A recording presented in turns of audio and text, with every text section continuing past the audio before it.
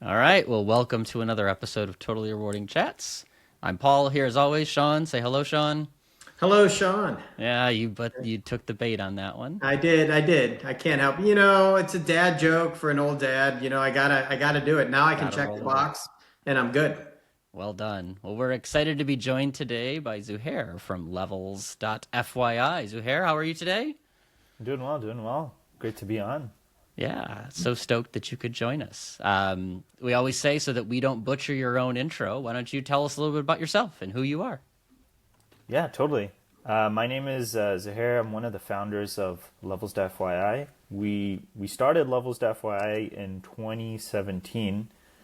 So it's been a long journey and pretty fun journey. And yeah, would love to kind of share some of that with you all today. Yeah. So a couple of quick questions just so that we know you're not a robot and you have a human side to you. So the first, not really even part of our speed round, but what's a hobby? What's something you do that's not levels that we should know about you? Yeah, I love playing basketball. One of my favorite kind of things is like just going out on the court, just shooting around, and thankfully, and like where I live, there's like a court very close by, so I'll be there a lot of the time, just like in between, like in big decisions, I'd like to just go to the court. So yeah, definitely one of my biggest hobbies. That's great. I actually love that. Somebody asked me, because I played basketball when I was younger. I don't have so much time anymore. Somebody asked what I miss about it, and I said I did great thinking in college just while shooting free throws. Like it was a great way to sort of clear your mind and just not focus. So I Exactly. totally get Yeah. that. Like if you're just like you need to release, why not? Right? That's awesome. Yeah, Yeah, that's great. exactly. Cool. Where are you? Not that I'm going to show up at your court. I don't want you to I don't want to be like game on, brah. A little one on one. You're welcome too.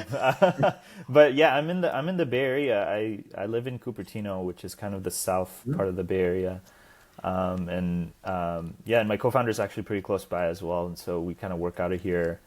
Yeah, and Now wait, is he a basketball player as well? no, he's not. He's a boxer actually. Oh, don't mix those two. Yeah, he Yeah, so don't play one on one with him. Like yeah. that's I don't want probably to get one on one with him. yeah. Yeah, no. That's pretty funny. Yeah, because Sean, I don't know if you are a basketball player. I know your daughter is sort of I high was a level college basketball. basketball, yeah. So my entry into triathlon sadly was the ACL with rehab being swimming and biking. So actually, one thing that one addictive thing to the next actually is how I would say Zuhair. So Oh Yeah. wow, very active guy. Oh yeah, he Yeah. he makes me look really lazy. That's for sure. All right, so now officially the speed round. So these are just relatively quick questions, top of mind, no right answer except for one question where there is. Just an inside joke. So first, coffee or tea? Tea.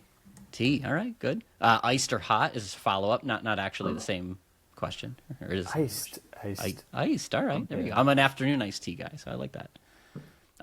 You have a weekend free. Are you going to spend it in one of three ways? You got to pick one of the oh, three. we're up to three. We're up to three now. You're the beta tester on I this took new feedback. expanded I took version, Zuhair. feedback. That's right. So Okay. your three choices are you're at a nice resort, you're in the woods camping, or it doesn't matter as long as you're near the water. Doesn't matter as long as I'm near the water. Oh, There you no. go. So this is why choice C That, matters. that So doesn't make it nearly as divisive. I want to know. So, if you're near the water, Zuhair, would you rather be camping and roughing and enjoying nature, or do you want to be at a resort? Camping. no, let's see. Now this is going the wrong direction. So That the is the long right running answer, by the way. yeah, the So, long running joke is Sean's a camper. He is a rough it sort of guy, whereas like a down brand Marriott is roughing it for my family. So like the resort versus camping thing has been a push pull for yeah. many Yeah, you're days. right. I think with my family, I think it would be different. But you asked me, so I did. you You're know, right. it's I like- gave you the weekend. That's yeah. true. Yeah, good catch. What's a vacation place you want to get to but haven't yet? I actually haven't visited Japan yet, and but, like this is something we actually want to do as a family, and I think it'd be pretty fun. I actually just had a daughter 2 months ago. She No. just crossed 2 months, and so Congratulations. we feel Japan is like a pretty kid friendly place, and so we're like, okay, we can do like our first family trip, maybe internationally over there. Wow. It's bold.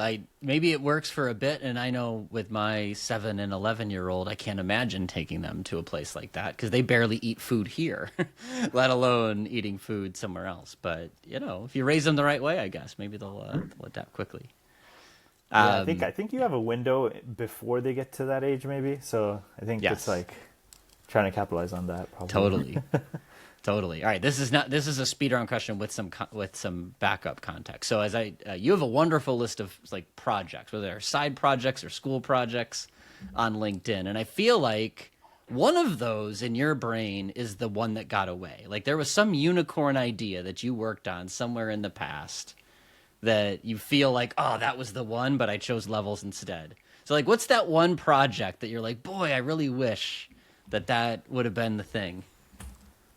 Yeah, I feel like I honestly do feel like levels was kind of just my calling. Like There you go. but I also think like, there were a number of projects that were definitely really fun. I think one of the more immediate ones that I was working on before like I went full time on levels was we were kind of working on this way to basically treat Airbnbs as showrooms, where you can basically physically advertise products through experiential marketing, which means you're actually using the products. You're kind of like, whether it's like a mattress or like some, like shampoo or something, like you're actually using the product for a weekend and then you decide to buy it.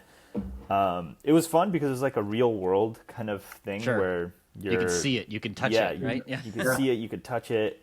Airbnb host room, like, it's kind of this marketplace dynamic where Airbnb hosts could basically get sponsored by these companies or brands to bring their products in. It was a lot of fun. I think we were in around 200 homes before Levels was kind of just taking off on its own, and so I switched over. But it was a fun project and a lot of fun. The mattress thing is a cool idea. Can you think about it? You go lay on a mattress. Either you order them like based on the TV ad, and no TV ad says our mattress sucks. Or you go lay down for like 10 minutes somewhere. You can't go to the Serta store and be like, see you in the morning, right? Yeah, exactly. That's such a cool, like I can see that for stuff like that where like even just one night, like that's a good time period. I don't know about the shampoo, like really get the shampoo thing, but like the mattress thing I could wrap my head around. Yeah, I think furniture is definitely a better use case. Furniture too, Yeah. Yeah, kind of big enough ticket item to you're like, like I'm going to be on this a lot, like a mattress. This is worth like a getaway. First, it's a getaway where I get to test out this big purchase. That's a super cool concept. Yeah. So if someone's listening to this, did you guys trademark it or anything, or patent it, or it's No. I mean, I think it's up for the grabs. I think there was a company afterwards. I was kind of like, just keeping track of who's in the space. But there was a company afterwards. I think it was called Glimpse or something that did something similar, and I think they might have had actually more success too. So might already be like. Might already be happening, but kind of a thing. Yeah. But to be fair, Paul would know more than me, because if it doesn't fit in a small trailer or a tent, that's probably not the target market for Airbnb. So we're going to say Paul would know better than me. Yeah. I try not to buy anything. So like if there's sponsored items anywhere, I wouldn't know it. Well, I'll come back to that because I asked that question for a reason. But last speedrun question, because I have to ask it: crunchy or creamy peanut butter? Crunchy. Crunchy. All right, we're on a string. We're on the crunchy people here. I love it.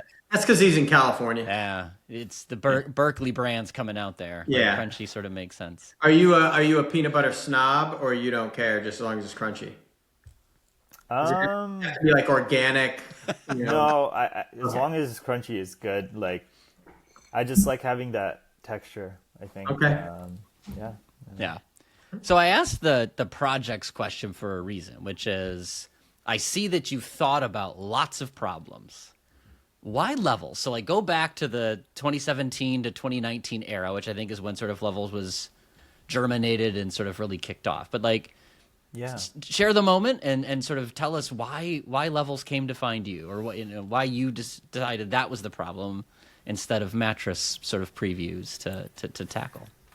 Yeah, no, I mean, I loved working on kind of side projects ever since college. Like I think, and Level started in college. So I was at Berkeley when we kind of came up with the idea. But there's actually a pretty funny story behind how we met. Like obviously, you know that Zahir, my co-founder, he has a similar name to me. But the way Levels.fi started was we actually got introduced because our names were similar. So one of my mutual friends at Berkeley, he was from SoCal, and Zahir actually went to school at UC Irvine. And so he knew of my friend who came to Berkeley, and he was like, wait, both of you guys, like similar names, like Zahir, you like to work on projects, and Zahir's working on some cool stuff. You guys should just meet up and just like know about each other. And so I remember the first time we ever met, Zahir and I were talking about careers actually, because I was in college at the time. Zahir had graduated. He was in industry. I believe he was at LinkedIn, and he was actually in the market to switch companies as well. And so as kind of like a college student, I was just asking him about, hey, how should I think about my career after graduating? Where should I go? I was studying CS, so I knew I wanted to do something within kind of, software engineering. And so I asked him, like, what does the market look like? Where do I go to kind of get my career started? And so he obviously kind of like told me a little bit about what it was like at LinkedIn, some of the companies, like the larger tech companies at the time. And he basically explained to me the concept of leveling. And as a naive college student at the time, I didn't know that, there was levels. I thought it was just like you're a software engineer and that's it. Like there's nothing like after that. You just kind of like maybe you get a raise, but you don't really, there's no like structure to it. Naive college student. And Zahir was explaining to me that there's like leveling structures specific to every company. And they actually oftentimes don't even have the same names for the same scopes and responsibilities. And so him explaining that to me on that first day we met kind of put like a light bulb in both of our minds, because he was also telling me about, hey, I'm in the market of looking for another job, but when I look for that other job, I have to make sure that I'm in the same level, so that I don't get down leveled if I switch. And so, to us, that was kind of like, well, this is clearly a problem. It's not really well documented anywhere. Can we build like a simple mapping to map levels across companies so that people don't have this problem of getting down leveled if they were to switch, and they actually understand like where they would actually be placed or come into roughly if they were to switch. And these are expensive decisions. Like people will make, like they'll move their entire family, they'll like go somewhere new, resettle, and then they'll find out like, wow, I was placed at the wrong level. And it's a really like terrible feeling to actually experience that. And so, I think that problem really resonated with folks when we first created the site. We basically just had like a few of the big tech companies on there, Amazon being one of them, because I think Zahir had shortly after this conversation, joined Amazon. And so we had like some of the leveling and kind of structures and kind of, I think it's called leveling matrix, where you had the scope and responsibility at these different companies. And we basically manually just mapped them to each other to just come up with like a really rough mapping. And that was what levels.fyi was in the very beginning. And that's where you get the namesake from as well. We just did leveling. Salaries was not even in the picture. A couple years, I think around a year later, we realized that salaries and compensation also pegs to level. And so if we collected salary and we already have this rich data set around leveling, we can actually collect much more accurate salary ranges for different companies. And so that was kind of like another light bulb moment for us. And but that's essentially how we got started. We were really just solving that problem of comparing levels, which were so different. Like if you look at Microsoft, it's like 59 to 80 or something. And you compare that to Google, or you compare that to LinkedIn, for example, all very different nomenclature. There's all sorts of title inflation. So I think some companies will have senior much sooner than other companies will. But the scope and the responsibility of that senior level role actually maps to a more mid-level role. And so, just understanding the mechanics of this was just kind of like a fascinating experience. Yeah. And that's how we got our early traffic. Yeah, no, and I know you know this story, but when I was in house, right, I stumbled upon levels when my engineers were finding levels. And it was after you had gone beyond just the sort of level mapping and started adding comp.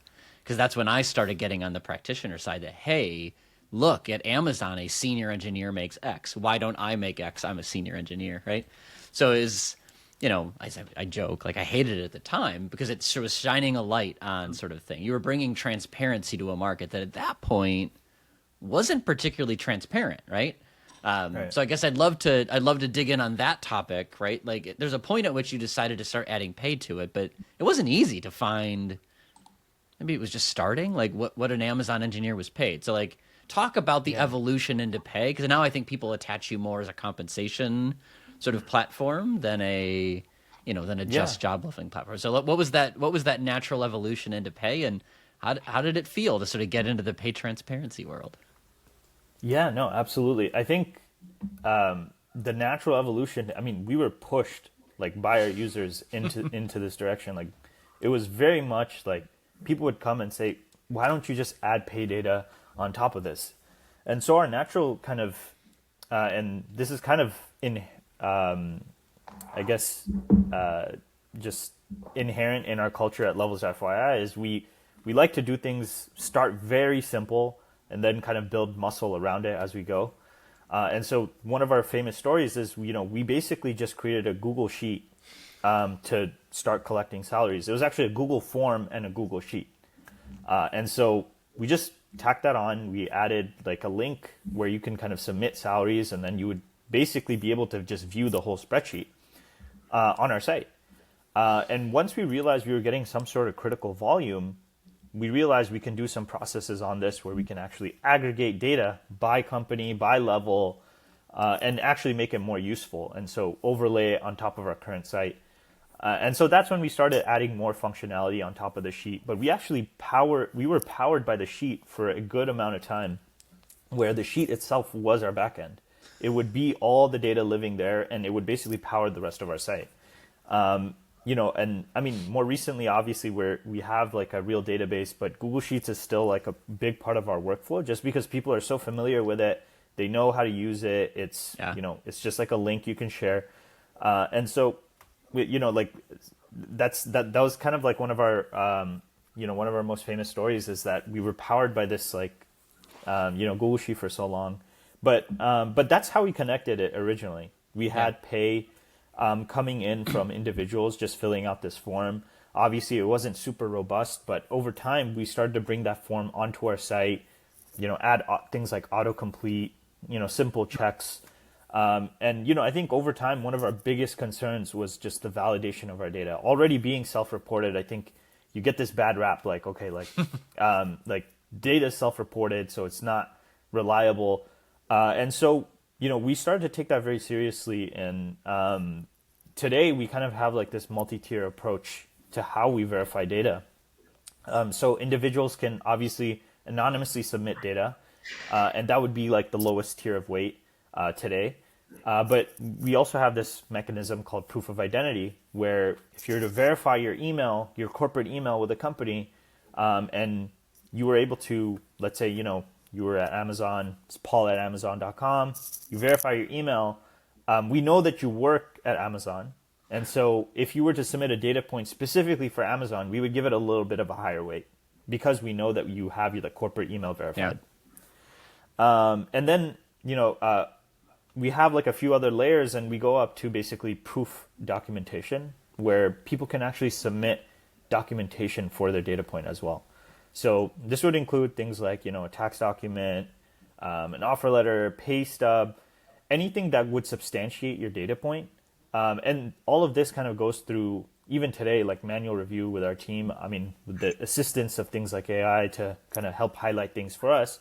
But our data operations team actually goes through this data to ensure that we are like verifying this information and giving it the highest tier of weight only when we know that we have validated it.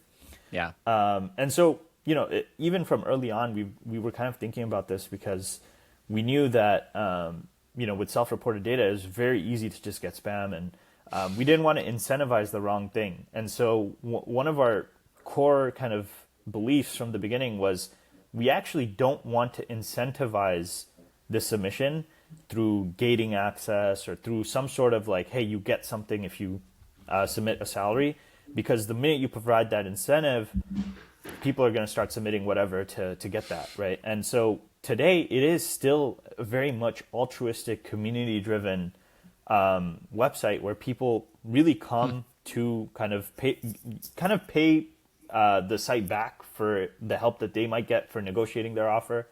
And it's really an altruistic kind of ethos that really drives everything. And we think that is kind of like our superpower, because ultimately, if we were to gamify it, there's always going to be some sort of something that rigs it the wrong way, and we don't want to do that. Yeah, it's a long like feud between, most of our listeners are rewards people, in-house comp folks, right? And the sort of self-reported data, what is it worth, what is it not worth, right? And it's got a bad rap. I think you're right? Like the reputation isn't great, just because what can I trust, what can't I trust? I think you're describing a method, and go ahead, Sean, but as you're describing a method that clearly is different than I think most would assume is attached to sort of self-reported data. But Sean, it looked like you were ready to chime in. I think there's industry bias. So I don't come from the industry originally, Zahir. I mean, I've been in the industry a while, but as it's come up, I think where it comes from my perspective, was most employees know their base pay. Fine. Probably, to be honest, better than the person who, because I've always had this thing where the salaries that are submitted, it's not super popular to say it this way, but it's usually the lowest level person nobody likes at a company, right? That's who is submitting the compensation data, right? And they don't actually know the roles and what they're doing. So the job and the description, right? And so the fact that that's perfect in my mind has always been wrong, because it's like, they're getting the data for it, and now you're asking them to do the leveling, like for a software engineer, but they're in HR, and we have found several that have come from comp that are from engineering, but like to know everybody's role in an entire company at Amazon, no chance, right? But I do think from like the self-reported data, your salary. That number is probably spot on. I mean, if you ask people what they make, that's the number that comes to mind. Then I kind of crawl up this thing of like, okay, now let's talk about the data. Well, what's your bonus? Well, they can kind of tell you what it was. Most people probably can't tell you the structure or what it is, or don't care, right? They just wait till the check. What about long-term incentives? Well, people are like, I got, 5 million shares. You're like, okay, well, what does that mean? Like without the cap table, without other stuff. And so I kind of worry more as you go on that. I think the validation is great, because I don't have a problem with it. I actually think there's some super cool data that can come from self-reported data. Like, how far do people drive to work for X amount of salary? Like, that's pretty freaking cool, right? So there's some cool stuff that comes from that. Yeah. I think I want to go there on the non-salary part too, because Zuhair, I mean, a good chunk of Level's business is coaching candidates, essentially, right? It's not sort of employer-centric. It's, helping those in the market manage that. So I guess, how would you see that? I mean, you and your team, not you yourself, but you and your team talk to lots of candidates. Like, how would you describe the fluency with pay, right? I think Sean's probably, I would agree, but I'm curious what you hear. And it's a tech-centric audience. I just want to qualify that. Like, I don't think you get as many outreaches from sort of Midwestern manufacturing, corporate people. But no, I guess, how would you describe it? Yeah. No, it's definitely, we're centered around tech, and I do think there's just a little bit more interest in like understanding your pay. Like, I think here, especially when it comes to those incentives, like longer term incentives, stock, things like that. I also think like one of the things that it's our business to get it right, really, is, with the negotiation service, like that is kind of what started off like a lot of our, the paid offerings that we had for candidates. And it's still like one of our flagship, offerings today. We have a coaching network that helps, candidates basically increase their job outcomes and and we put our money where our mouth is. Like, if we don't actually increase your offer through the service, you get your money back. We still learn kind of some information on the ground because we're helping you. But it's our coach's job to really help you understand your offer before you send it. And so as a part of the data that we collect, we actually get information from the ground, from these coaches, from the offers that these candidates are getting. And part of understanding those offers or understanding the full picture, like what does your equity structure look like? What is the bonus payouts? Are you getting sign on? Are you getting relocation? Yeah. Are these elements negotiable? More importantly, right? And I think, one of the things that, we were, I think, on the forefront on was finding out the front-loaded vesting kind of trend in the industry. And a lot of it was because of credit to our coaches. They were the first to identify this because it's coming in, and to help communicate and educate our customers as well to ensure that they understand that their offer is, yes, it's high in the first year, but it's not going to be high in the the last 2 years. It's not going to be as high in the last 2 years unless you get those refreshers. Communicating that and educating them was a huge part of getting understanding around people's offers. Yeah. And I do think there's been a lot of innovation, I think, around equity and just structures around vesting more recently, and I think it's going to continue probably just because of the competitive nature we're seeing, where a lot of companies are now switching their models over to some sort of shorter or front-loaded vesting schedule, and I think the education is a big part of what we do because, like you said, Sean, I think a lot of people don't know what the structure of their kind of pay even is. And so for us, if you actually fill out our form, a lot of it is education as you go. Hey, for your equity, you may have a number, but you actually, for yourself, for your own benefit, you should actually not just know the share number. You should know what that is relative to the rest of the organization, right? Yeah. And so explaining a lot of these things to our end users and not treating them as, hey, you're just dumb. We know they're smart. It's just we just have to help them get the information they want, right? Yeah. And so part of our job is just educating them about hey, what are these things? How can I ask for it? How can I get it from my employer? And make sure I'm making the right decision for myself, right? Yeah, that's one. The equity vesting was one. I think I shared. There was a particular infographic. I think it came from your sort of LinkedIn account that just showed that in a waterfall version, this is the change we're seeing, right? Gone are the days of wait a year and now it's quarterly, or wait a year and now it's monthly, or really gone are the days of annual vesting. Now it's front loaded with this decreasing scale. It was the first time I had seen it, and I think about this all the time, right? So the candidates picked up that trend before the rest of the data picked up that trend. In my opinion, right? So it's interesting to see what you can learn and what you see as sort of innovative practices. And I think that the thing with being on the ground is you can kind of see a lot of these things in real time. And what's cool is you'll see companies even iterating or experimenting with different things. I think Google had many different front-loaded vesting schedules before they settled on the one they have today. And so they were actually trying this out in different ways, and I can imagine the change management on that is probably crazy, but it's just they have the scale to be able to A/B test offers, because they hire so many folks. What were your coaches hearing, and what were you hearing? Let's use the equity change. How did the market feel it? How did candidates view that? I'm sure it was a re-education. I imagine the first few candidates that got it are wait a minute, is this wrong? Right? This is totally different than what Amazon used to do. Why is this happening? But what's your pulse of the talent market? Is this seen as a welcome trend, a bad trend? How do you think they view it?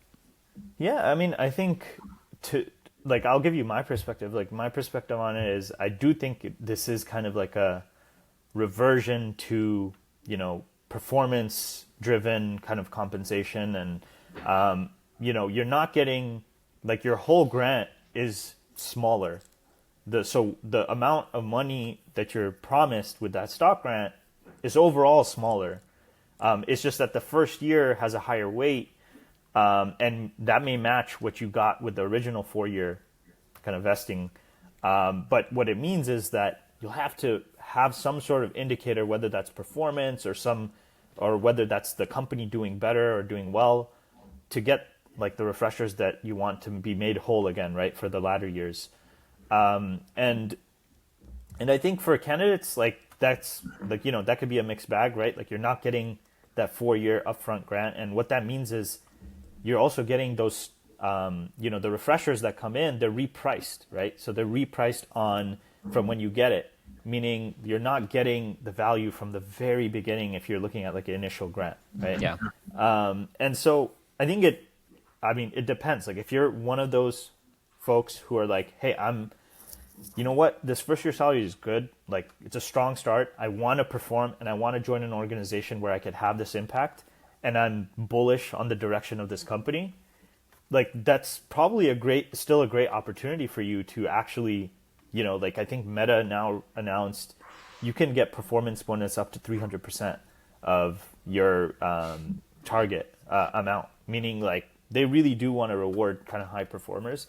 But of course, I think for folks who want to join like a startup very early, you want to maximize your equity when you're very early. And so I think for folks who want to have that, hey, I want to have like a lot of equity from very early on, I don't know if it's the best policy. Yeah. But being clear about that and the expectations around it, I think is what we're trying to do, even with employers, right? Like employers, and my belief is that it's, there's probably a decrease in expense that, like upfront, you don't have to spend a lot on SBC with kind of these grants, especially if you're looking at single year, double year grants. So now there's also like a slate of companies who are just doing single year equity grants, and so they're not even giving you like anything for the latter 3 years. And they may promise things, but once again, they're promises. So you have to hold that word to whatever, however, like if you're a candidate, you have to price that in somehow, right? Yeah. And I think like for employers, yeah, it's like you spend less upfront on stock-based compensation, and you can reward performers with much more than you would reward folks that you may even want to push out. Actually, maybe you don't want them at your organization, and this is just a soft way you can kind of push them out because you're not refreshing. Yeah, you don't know the overhang. I was more fascinated when I saw some of that stuff, that the total grant was the same or less, because in my head, it was always like, get them to drink the Kool-Aid and hook them, right? And so now they're there, and now there's just too much on the table to leave, right? But the fact that the number was kind of the same, the math worked out different. There's a lot of good for the company involved in that. And then, of course, just like merit, at some level, it's like you come around to the refresh, it's a cool way of saying, stock merit, basically, in my mind. I'm a simpleton, right? Like you come around to year 2 and you're like, you're not a great performer. Your refresher is, lower. And so now, you have kind of the same premise of how merit works, well, they'll probably won't stay. They'll go look for something else. So I think it's a really cool, like there's some cool stuff going on out there. I was always interested. You guys were kind of ruining the innovation by these companies, right? Because basically you're like, we have this cool new thing to get people to come that's going to be great for us. And you're like, well, we're going to share it with everybody. Congratulations, right? Like I thought that was great for the candidates, but it was like, Google's doing all this testing. They're like, we're going to A, B, C, D test all this stuff. This is what works best. And Levels is like, yeah, it does. Here, everybody. Here you go. I thought, so I was kind of curious, have companies pushed back at all on sharing that stuff? Because, the interesting thing, and Paul's seen it with data submission, right? Companies are always in this weird thing. We want everyone's benchmarking data, but we don't want to give ours, right? That's just the whole world works that way. So how have you seen companies react to some of this? Yeah, I think companies have actually been very interested. Like it's interesting because I think not everyone can A/B test at the level of Google, right? And so companies rely on market data. They rely on other peers, other folks that are doing this thing to really understand what's going on and how they might want to shape their offers and their structures. And so they actually naturally come to us. They'll come to us and be like, okay, what are my peers doing right now, and what are they experimenting with, and how should we be thinking about equity? But And so my that's question. Have you seen the innovators be not so stoked about it? Because if I'm the laggard, right? I'm yeah, like, yeah, actually, I'll just wait and see what pops up on figures because they're going to A, B, C, D test it, and not have to do with the crap. I'll wait right, for the right. winner. Like, have you seen any pushback, or are companies like, that's just the way it goes? Yeah, I mean, I think I haven't personally seen any pushback on this like aspect. I think there's maybe other things like perhaps like some benefit that we like make public that isn't our. But there's, I think the pushback here, like I haven't really seen it. It's more like, I guess we also are not really talking to the Googles, so like I don't know if I have aligned with the person who made Google's I'm sure they would decision. have found you. Don't worry. If they were too upset, they could have found you. So that's Yeah, exactly. Yeah, I don't think I think we have a number of customers who are like, I would say, some of the pioneers in the space, and I think if anything, they've still used levels as a way to kind of like a scratch pad to kind of understand what the market still looks like, and how they could still be competitive. And even if they were the first, they still wanted to make sure that their first year, like total comp, is beating out like whoever they're kind of peered against. Yeah, and I think it's, I mean, I think it's also just interesting. I think comp folks generally find this like fascinating, like where anything shifting like around comp, they just want to have that information. And yeah, I think this is a good segue to kind of some of our B2B offerings, which I think that's been one of our major growth levers. Is we've kind of we started with individuals, but we've now kind of grown to kind of support organizations as well. And I think part of it, obviously, we have like a benchmarking tool. I think, Paul, we've chatted about this a little bit. We also now offer interactive offers where you can communicate these changes in your offers to end candidates. And so front-loading vesting being one use case you can kind of use interactive offers for. And then I think one of the things that we're adding to our benchmarking tool now is we have this module called competitive intelligence. And this, I think this has been like one of the areas that, once again, we were pushed in this direction.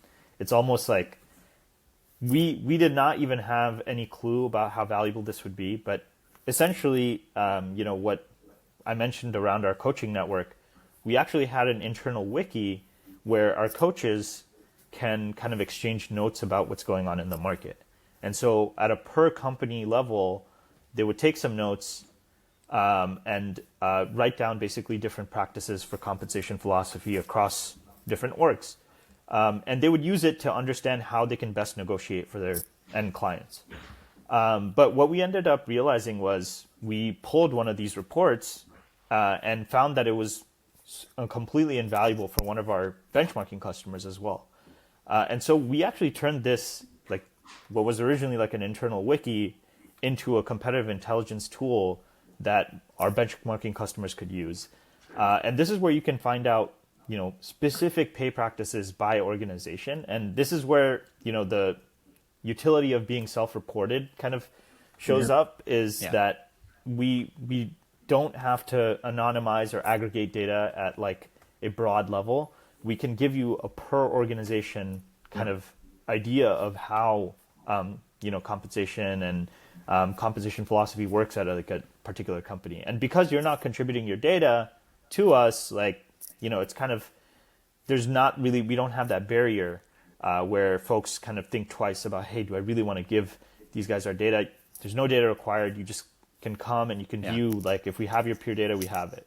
Yeah, it's part of that new frontier. It happens with posting data too, which is not in the levels like data set today, but like scraping postings. Like you could zoom in on a company and say, this is what this company is posting, and not necessarily what they're paying, what they're posting for these types of jobs in this place, right? So like the safe harbor barriers are sort of just different when you're talking about data source from different places. There's pros and cons, of course, but I know when you showed me that, I had a OneNote folder many years, like with a different thing for every company that we tended to compete for talent with, and tried to do the same thing within a company. But this sort of operates that at scale, and I do think that like that level of competitive intelligence may be the future of a comp professional, right? So it's less about brute force benchmarking and more about like, how do I convince this candidate that this is the place to be, or convince that employee that that's not the place to be?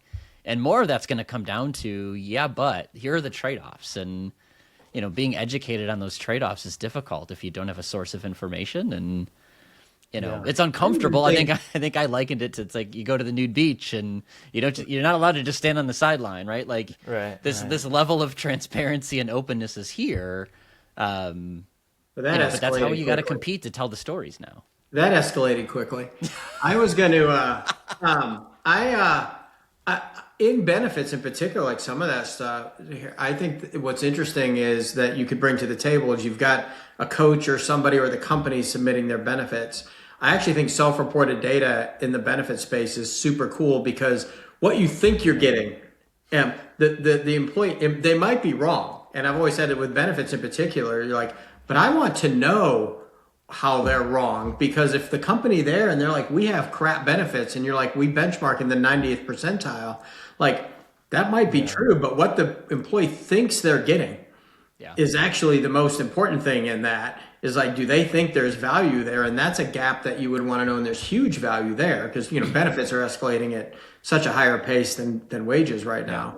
Well, that's the cool part of this. Like, self-reported data to me has always been kind of gotten the knock, in some cases right, but there's some very cool use cases for companies. Well, and even like benefits is a good example, where there's a shocking number of companies who publicly have available all their benefits information. You just got to know the link, right? Exactly. It's it's as good as search is, you're not necessarily going to find the right link. Whereas once you've heard from a candidate, it's benefits.insertnameofcompany.com, right? Now you know where to go, and you can see what the contributions are and how the plan is working. So like, just access to the site is the hardest part.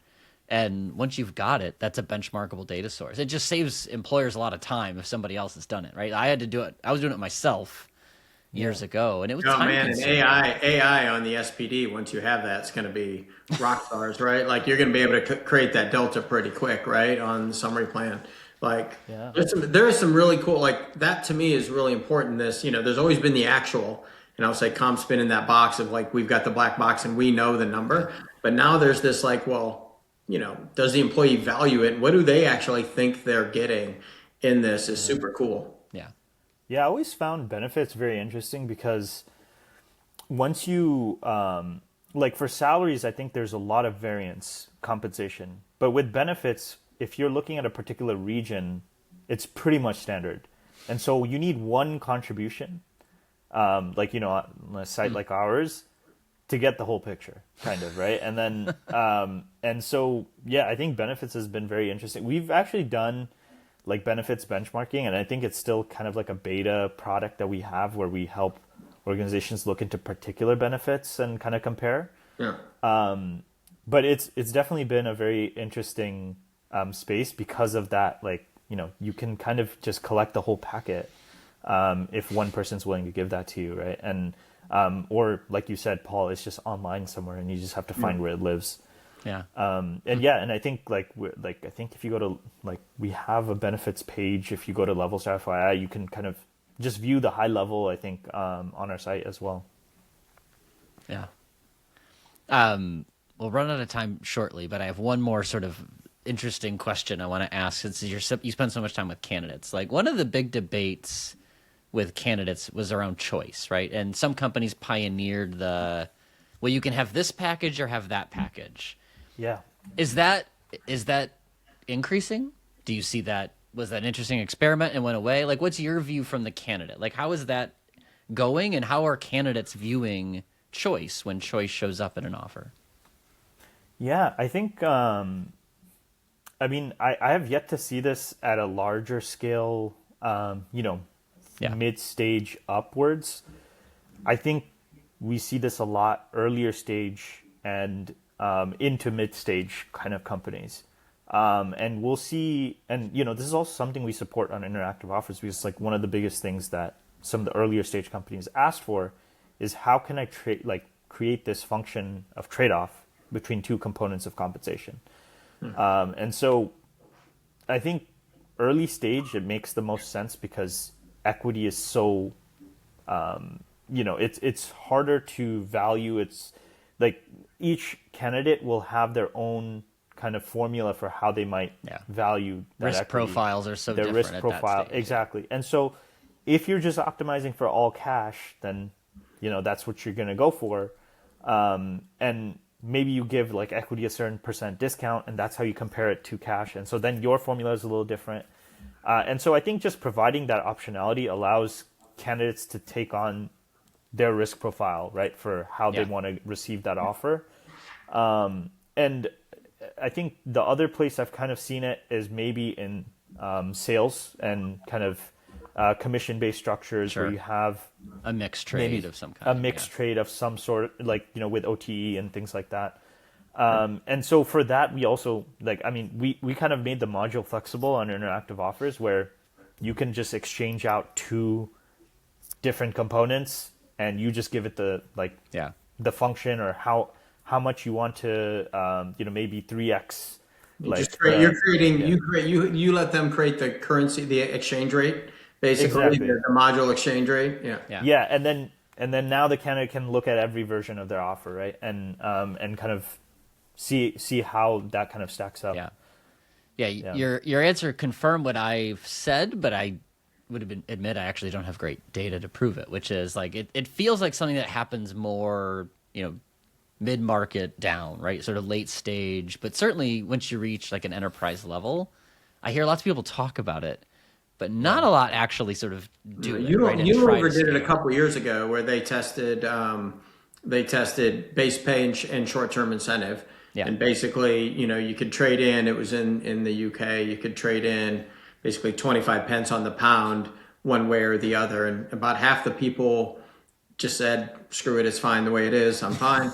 I don't want to mess with it. And then about a quarter of the people said, I'll take more risk, and for more upside, and others took base. And it interestingly fell more along age because obviously, and role level. Because, if you got bills to pay, you got bills to pay. You're not worried about wealth generation. You're worried about feeding yourself and having a roof. It kind of was very explanatory around that. But they didn't ever, that I know of, delve into LTI or anything like that, allowing you to really mix and match. It was kind of a 1 year at a time, multi-year experiment. Yeah, that just reminded me. I think there was also Spotify who had experimented with this. And then even to this day, Netflix is famously all cash, but I think they have like an ESPP program where you can trade in some of that cash for it. But it seems like most people just generally will take all cash. At least from the reports that we get on Levels. So, but it's definitely, I think, that flexibility. I do think behind, if you go to the executive level, behind, those are a little bit harder to get visibility on. There's definitely more, I think there's definitely more optionality there, where, and I don't think the optionality is rigid either. It's not like a scale that the employer provides. It's like you kind of are actually negotiating on these levers. And so I think I've seen it there, through our negotiation service as well, where some things that we didn't even expect to be, malleable ended up being hey, we could actually shift this around. And I think it's those two kind of corners of the world. It's a little bit earlier stage and, higher level, more autonomous roles. You kind of get some of that optionality as well. And I know we're going to be out of time, Paul, because I'm dying to dive into that on pay equity. I know it was sort of a leading question that we'll want to pick up in a future episode, and I appreciate you seeding it a little bit to here. But I do think choice is the enemy of consistency, by definition. Right. And how do you tackle that? Particularly, as you mentioned, Sean, if the trend was older workers tended to pick it this way, that's not going to explain well if the women tend to pick it this way or the men tend to pick it this way. That's not going to disclose great in a global Yeah. environment. So it doesn't make it wrong. It just means it's a different challenge for a different kind of company. Yeah. And that's why I think we'll continue to see it be, if I'm a Series B US only company, I could make some different choices than if I'm a global 5,000 person company that needs to disclose the differences in pay between men and women in the UK. Like that's going to be a different trend line probably. I know we're going to run out of time. So Zuhair, thank you. Since you sit at the fulcrum of sort of company and candidates, pick one friction point to close us out. Like what's the one thing you would fix sort of in that candidate experience if you could magically fix one friction point? I think, like Sean, you kind of touched on this a little bit earlier. I think one of the most confusing things for candidates is early stage equity. Understanding early stage equity I think it's just frankly difficult because it's also kind of a hidden science. It's not super transparent depending on the company as well. And I always, like everyone we work with, we encourage like, hey, you have to be transparent. Like we have some base rules, like when like you're using interactive offers, and we've actually turned down customers for this, which is, like we had to make that choice. Like ultimately we have to show you your strike price. Like we're not going to not show you the financial burden that you incur as like a candidate, right? And a lot of the time, like I feel like candidates will enter into these offers and they don't know that they have to financially exercise to even get that equity. Or they have, you hear people say, I think that's great. I can't believe I've got more shares here than I did at the last place. Well, who cares? Like that, like I don't, there's a lot more math. So are they not sharing the most recent, mid-stage 409As? Are they not sharing cap table? And a lot of times you're like, it's just this. Even when they share the strike price, you're like, I don't know what that means. Like, right. So I think that's great. I think that's a great example of, transparency and, creating value.